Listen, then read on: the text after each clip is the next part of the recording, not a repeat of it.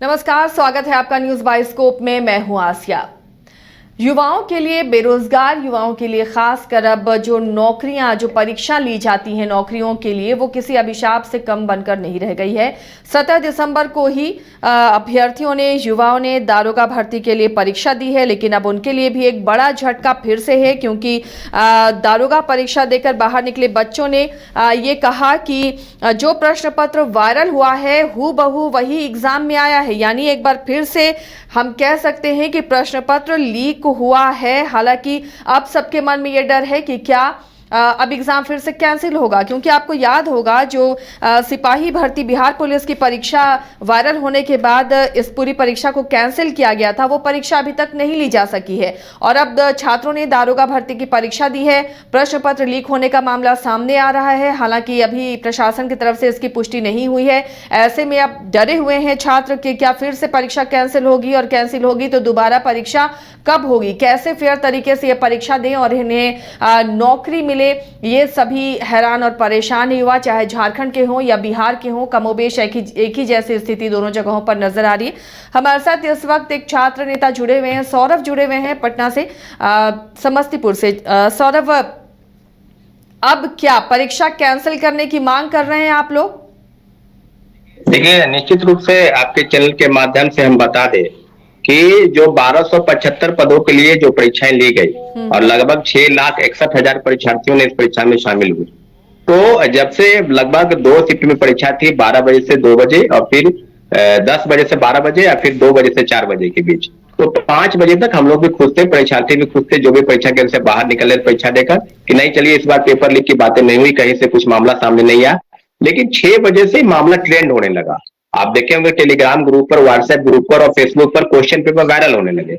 तो हम लोग भी जांच करने लगे कि क्या यही हूबहू क्वेश्चन है, क्योंकि 14 पेज का प्रथम पाली के प्रश्न पत्र और दूसरे पाली वाले 23 पेज के, तो हूबहू क्वेश्चन पेपर जब वायरल होने लगे तो हमने परीक्षार्थियों से बात की, उनको हूबहू मिलान कराया, तो ये पता चला कि नहीं, ये हूबहू भी क्वेश्चन वही है जो प्रश्न पत्र हम लोग को परीक्षा के अंदर मिले थे। तो जाहिर सी बात है कि पेपर लीक की बातें अफवाह है या सच्चाई है, इस बात का खंडन बीपीएससी यानी बिहार पुलिस सेवा सेवा के अध्यक्ष जो चेयरमैन है उनको करना चाहिए, परंतु अभी तक कोई भी स्पष्टीकरण नहीं आया है। और अगर लीपापोती का प्रयास अगर करते हैं तो हम लोग इसको होने नहीं देंगे किसी भी हाल में, क्योंकि 6,61,000 परीक्षार्थियों ने इस परीक्षा में शामिल हुए थे और सबके मन में एक सवाल है कि क्या आयोग इसको लिपापोती करेगी या फिर जांच बैठाएगी। तो सारे सवाल का जवाब एक ही है कि आपको किसी भी हाल में जांच बैठाना होगा और आगे की तहकीकात के लिए आपको गठन करके उसको अंत तक ले जाने की जरूरत है। लेकिन सौरभ, अगर प्रश्न पत्र आप जो मिला रहे हैं और जो परीक्षा में प्रश्न आए हैं हूबहू हैं, तो ये तो तय है कि पेपर लीक हुआ है।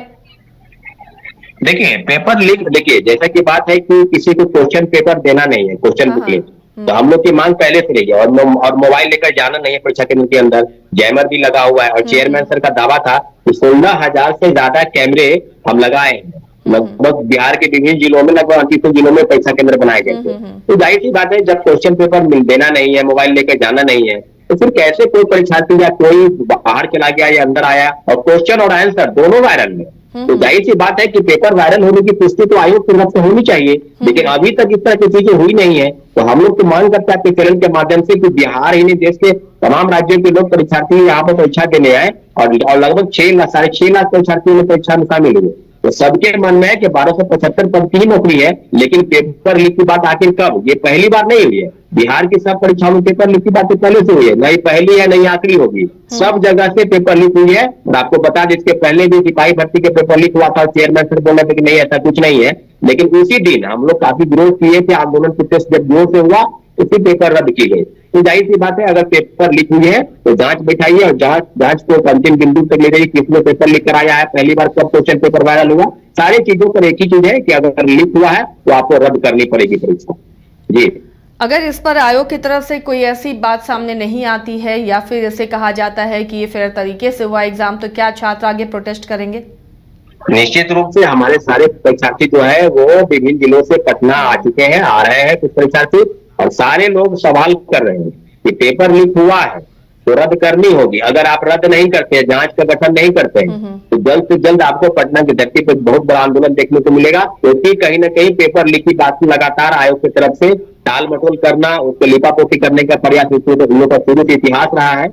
तो हम लोग किसी भी हाल में पेपर लीक की बात अगर हुई है तो रद्द कराने को लेकर हम लोग लगातार प्रोटेस्ट करेंगे जब तक कि पेपर रद्द न हो जाए। सारे मामलों को लेकर आयोग की तरफ से हम लोग इंतजार कर रहे थे, इंतजार कर रहे हैं कि कोई न कोई जो है गठन हो किसी न किसी आयोग का, और एसआईटी का गठन होकर उसको जांच को अंतिम बिंदु तक ले जाए। सौरभ, इससे पहले भी परीक्षा हुई थी, याद होगा आपको, सिपाही भर्ती के लिए, उसमें भी पेपर लीक हुआ था। उसके बाद तो परीक्षा कैंसिल कर दी गई, लगातार छात्रों का प्रोटेस्ट हुआ, परीक्षा कैंसिल हुई। लेकिन जो परीक्षा कैंसिल हो जाती है उसे दोबारा लेने में काफी वक्त लग जाता है, अब तक उसकी परीक्षा नहीं हुई। ऐसे में छात्रों की उम्र पार होने लगती है, परेशान होने लगते हैं। आखिर वो क्या करें आगे, कितने दिन तक इंतजार करें नौकरियों के लिए?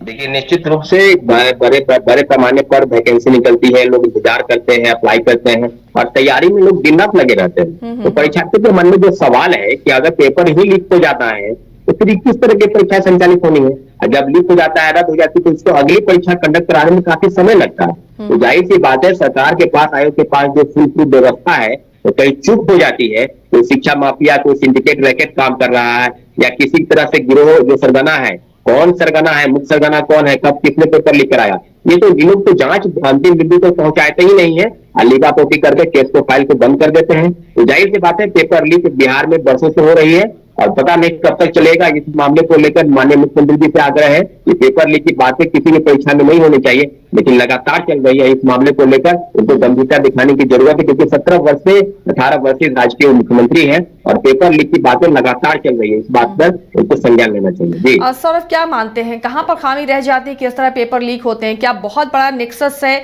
जिससे कुछ लोग मिले हुए हैं, व्हाइट कॉलर लोग मिले हुए हैं और इसी वजह से पेपर लीक होता है? हालांकि कई लोगों की अरेस्टिंग होती है, बाद में गिरफ्तारियां की जाती हैं, लेकिन उसके बावजूद हर परीक्षा में ये खबर क्यों सामने आ जाती है? देखिए, जाहिर सी बात है, इसमें बड़े बड़े लोग फैमिली सिंडिकेट में छोटे मोटे मछली को पकड़कर ये लोग कार्रवाई करते हैं, परंतु बड़ा जो भैयाल है ना, इसलिए आपने कहा कि बड़े लोग, हाँ बिल्कुल बड़े लोग शामिल हैं। सरकार की तरफ से खुली छूट मिलनी चाहिए उनको पकड़ने के लिए। अगर पकड़ लेते हैं तो मुख्य सरगना तक ये लोग पहुंचने में बिल्कुल कामयाब हो जाएंगे, परंतु कोई खुली छूट मिलती नहीं है। छोटे मोटे जो है गिरोह के अधिकारी को पकड़ लेते हैं, इसमें सब लोग शामिल रहते हैं और बड़े से बड़े लोग को पकड़ने की जरूरत है, ताकि जो पेपर लीक की बातें हैं फिर से ना आए। लेकिन ऐसा होता नहीं है, छोटे छोटे मछली को पकड़कर बड़े घड़ियाल को छोड़ने जैसा सवाल होता है। तो जाहिर सी बात है, पेपर लीक होगी और इस तरह की चीजों पर बिल्कुल माननीय मुख्यमंत्री जी को संज्ञान लेना चाहिए। जी चलिए, तो अब छात्रों की मांग है कि इस पेपर जो लीक का मामला सामने आया है इसकी जांच हो और इस परीक्षा को रद्द कर जल्द परीक्षाएं ली जाएं। लेकिन जो पहले की परीक्षा भी पेंडिंग है, सौरभ, क्या उसकी भी परीक्षा लेने की मांग करेंगे? किस तरह आप लोगों का आंदोलन होगा, प्रोटेस्ट होगा, ताकि सरकार आपकी बातें माने, आयोग जांच के लिए राजी हो?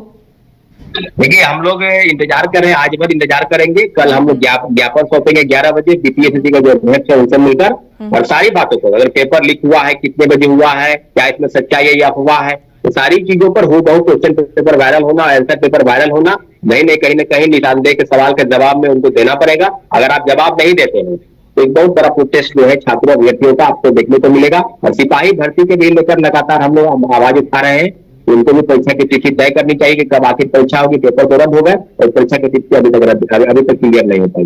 जी चलिए सौरभ जी, शुक्रिया जुड़ने के लिए न्यूज़ बाइस्कोप के साथ। तो छात्र अब आंदोलन की राह पर हैं। अगर आयोग इस मामले पर संजीदा नहीं होता है, बिहार पुलिस सेवा आयोग ने ये परीक्षा आयोजित की है जिसका प्रश्न पत्र लीक होने की बात की जा रही है।